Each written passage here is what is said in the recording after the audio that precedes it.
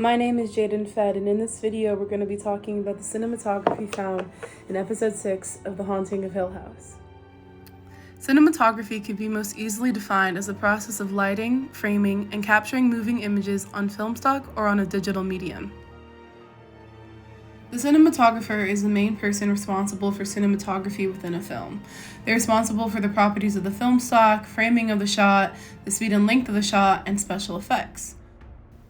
The cinematographer also works very closely with the director to have that director's creative vision realized. That was no different in The Haunting of Hill House. For the purpose of this video, we will only be focusing on one shot found in the episode, and in regards to cinematography, we will only be focusing on the framing of the shot, specifically the manipulation of the depth of field and camera movement. Jumping right into it, the depth of field refers to the depth or space in front of the camera and what portion of it is in focus. This focus can be adjusted using the focus ring. For a majority of the filming of The Haunting of Hill House, a 65mm lens was used.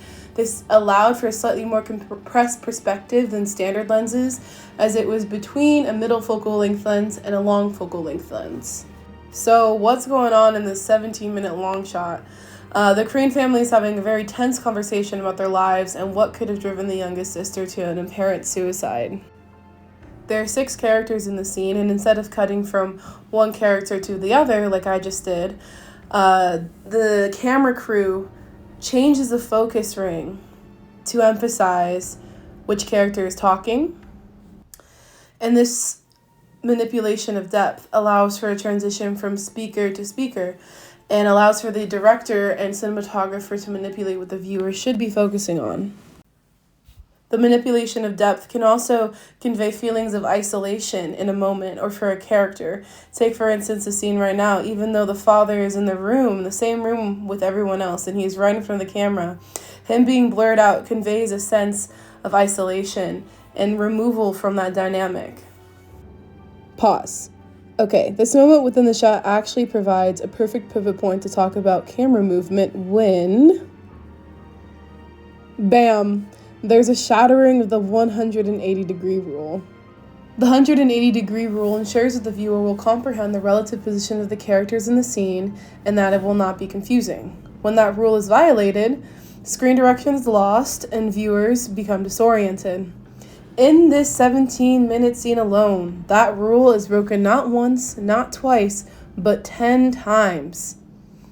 And each break sends a viewer spiraling with the characters as tension rise, or as time and space seem to be broken itself.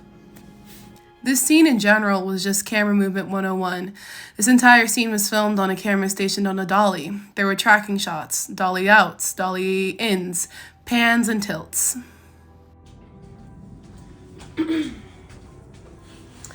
So just to recap, episode 6, 2 Storms of The Haunting of Hill House provided excellent examples of the use of manipulation of depth and the use of camera movement. The manipulation of depth helped focus the viewer on certain characters without the use of cuts and convey dynamics between characters through the strategic use of blurring. This scene also used varying camera movements throughout the duration and most notably excelled in using the breaking of the 180-degree rule to really convey those high tension, spiraling moments within the scene. Thank you so much. I hope you enjoyed.